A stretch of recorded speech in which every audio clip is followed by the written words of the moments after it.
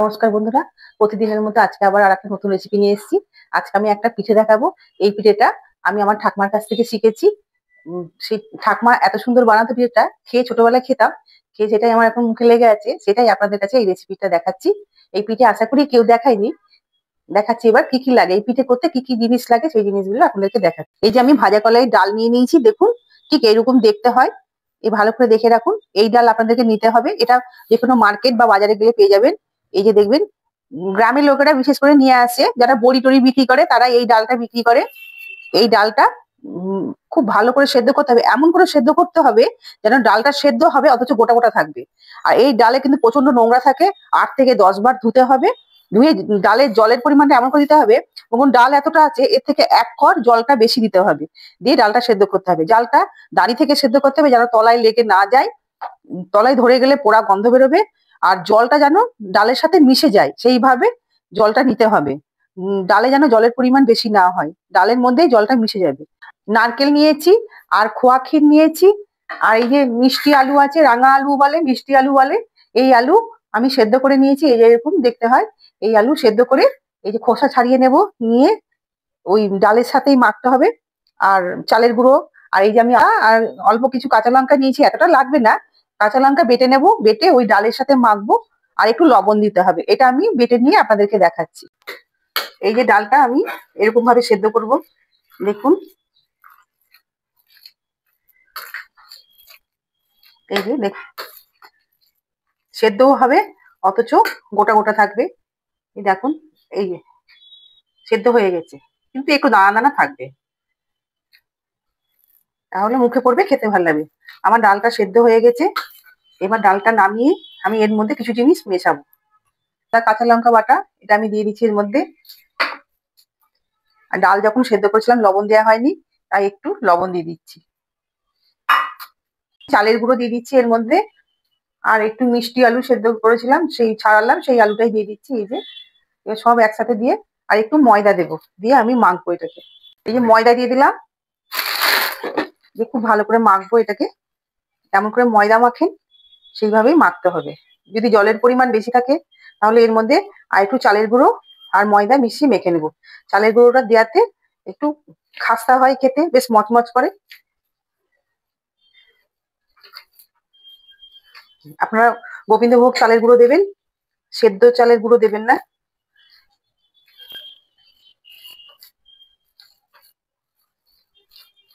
ময়দা মাখার মতো এটা খুব ভালো করে সবগুলো একসাথে মিশিয়ে নিতে হবে। এই যে এর মধ্যে আমার এখন কিন্তু একটু চালের গুঁড়ো লাগবে, দেখুন। আমি আবার চালের গুঁড়ো দিচ্ছি, অল্প অল্প করে চালের গুঁড়ো দিয়ে মাখতে হবে, কতটা লাগবে বোঝা যায় না।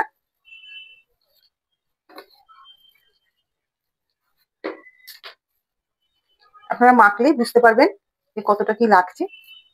ঠিক আটার মতো একটা মন্ড তৈরি করতে হবে, আটা মেখে যে মন্ড তৈরি হয় সেরকম একটা মন্ড তৈরি করতে হবে।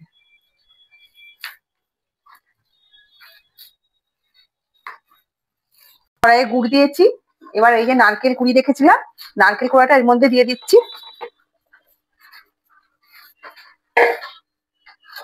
আর এই যে খোয়া ক্ষীর, এই খোয়া ক্ষীর গুলো ভেঙে আমি নারকেলের মধ্যে দিয়ে দেবো। জাল দিলেই সব গলে যাবে। আমি 4টে নারকেল দিয়েছি, আর হাফ কেজি খোয়া ক্ষীর, আর 1 কেজি 200 গুড় দিয়েছি। এবার এটাকে খুব ভালো করে আমি জাল দিয়ে নেবো। আর ওইদিকে আমি ডালটা নিয়েছিলাম 1 কেজি, ভাজা কলাইয়ের ডালটা। আর ডালের মধ্যে 500 মতো মিষ্টি আলু দিয়েছি। সেদ্ধ ডাল, চালের গুঁড়ো আর ময়দা দিয়ে আমি ভালো করে মেখে নিয়েছি। একদম মনে হচ্ছে মাখা ময়দা, একদম মন্ড তৈরি করে নিয়েছি। এই যে সব দিয়ে আমি খুব ভালো করে মেখে নিয়েছি, ঠিক এইভাবে মেখে নিতে হবে। এবার এর থেকে আমি একটা লেচি কেটে নেব, লম্বা লম্বা করে এরকম ভাবে করে নিয়েছি। দিয়ে এই যে গোল গোল করে লই করে নিচ্ছি। আপনারা ছোট বড় সব রকম করতে পারেন, আমি ছোট ছোট করে লই করছি। এরকম ভাবে সব লই করে নেব। তারপর এর মধ্যে আমি পুর ভরবো, নারকেলের যে পুরটা বানিয়েছি সেই পুরটা আমি ওর মধ্যে ভরে নেব।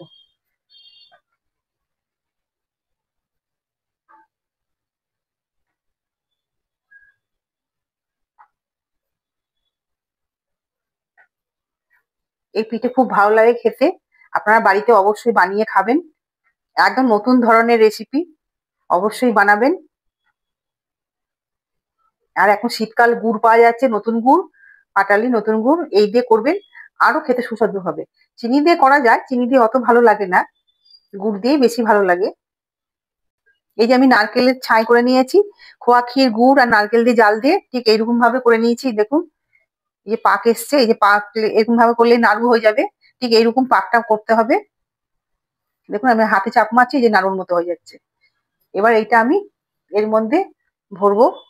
এই যে লেচি করেছি, এর মধ্যে এরকম বাটি বাটি করে নিতে হবে, ছোট ছোট বাটির আকারে করতে হবে, যেমন করে আপনারা মোমো বানান ঠিক ওইরকম করে। দিয়ে এই যে নারকেলের ছাই, পুর, এটা আমি এর মধ্যে ভরে দেবো পুরটা। দিয়ে মুখটা এরকম ভাবে এই বন্ধ করে দেবো মুখটা।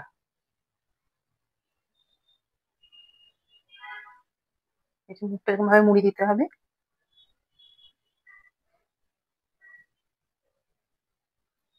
ঠিক আছে, এরকম করে বানাতে হবে। নিয়ে ছোট ছোট ছোট করে বাটি করে বানিয়ে নিচ্ছি। এই যে এরকম বাটি বানিয়ে এর মধ্যে এই যে পুরটা দিয়েছি, দিয়ে মুখটা এরকম বন্ধ করে দিতে হবে। এই মুখটা এরকম বন্ধ করে দিয়ে ঠিক এরকম লম্বা লম্বা করে ল্যাংচার মতো করে করে নেবেন, যেমন করে দুধ পুলি করে ঠিক এরকম ভাবে করে নেবেন, খুব সোজা।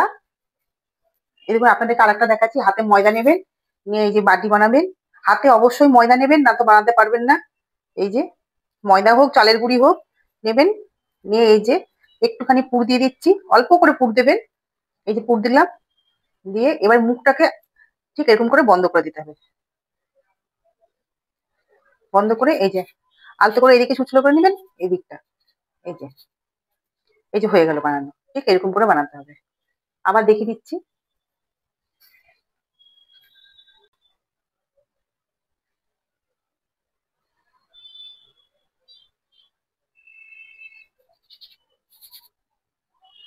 এরকম করে, ঠিক আছে, এরকম করে বানাতে হবে।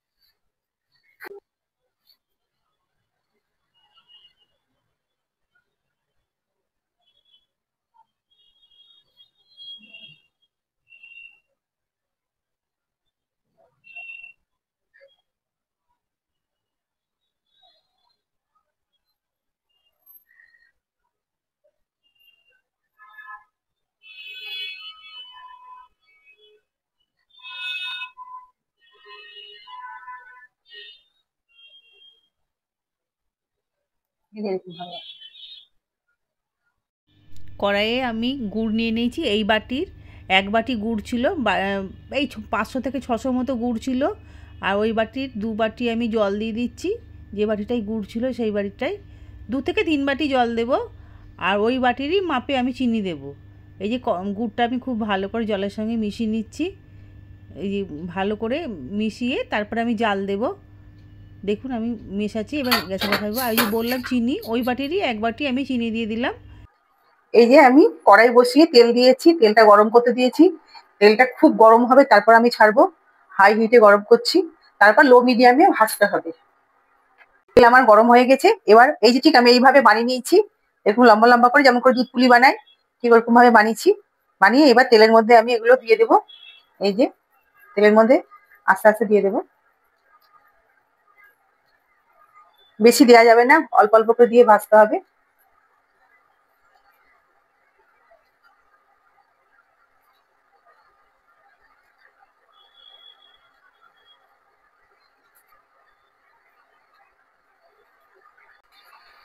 এই যে আমার ভাজা হয়ে গেছে, এরকম লাল লাল করে ভেজে নিতে হবে। এগুলো কিন্তু ডিপ ফ্রাই করতে হবে, অল্প তেলে ভাজলে হবে না। দেখুন দেখতে কি সুন্দর লাগছে। এগুলো শুধু শুধু খাওয়া যায়। এটা আমি এখন সেরাই ফেলবো, ওইদিকে সেরা গরম করতে দিয়েছি আমি। এই যে এই যে সেরা তৈরি করে নিয়েছি গুড় আর চিনি দিয়ে। এর মধ্যে এই যে ভাজা গুলো আমি এর মধ্যে ছেড়ে দিচ্ছি। এটা ভিজতে প্রায় 1 ঘন্টা মতো লাগবে। ভেতরে পুরো সেরা ঢুকে ল্যাংচার মতো লাগবে খেতে। এটা শুধু শুধু খাওয়া যায়। এই যে আপনাদের একটা ভেঙে আমি দেখাচ্ছি, এটা দেখুন খাস্তা কিরকম আছে দেখেছেন। এই যে একদম মচমচ করছে। খুব সুন্দর হয় খেতে, আপনারা শুধু শুধুও খেতে পারেন।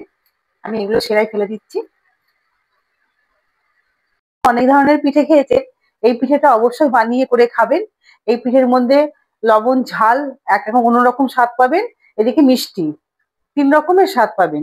এই যে পিঠেগুলো ভাজা, হ্যাঁ ভাজা পিঠেগুলো আপনারা শুধু শুধু খেতে পারেন, খুব মচমচে হয়। এটা শুধু শুধু খাওয়া যাবে, গুড় দিয়ে চুবিয়েও খেতে পারেন, ঝোলা গুড় দিয়ে।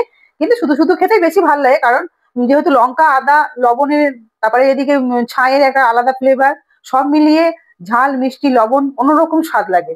আর এটাও আমি রসে ভিজিয়েছি, এই যে এখনো ভেজেনি, সারা রাত্রি ভিজবে, ভিজতে টাইম নাই এগুলো। এই দেখুন এখনো অনেকটা ভিজবে, সারা রাত্রি লাগবে ভিজতে।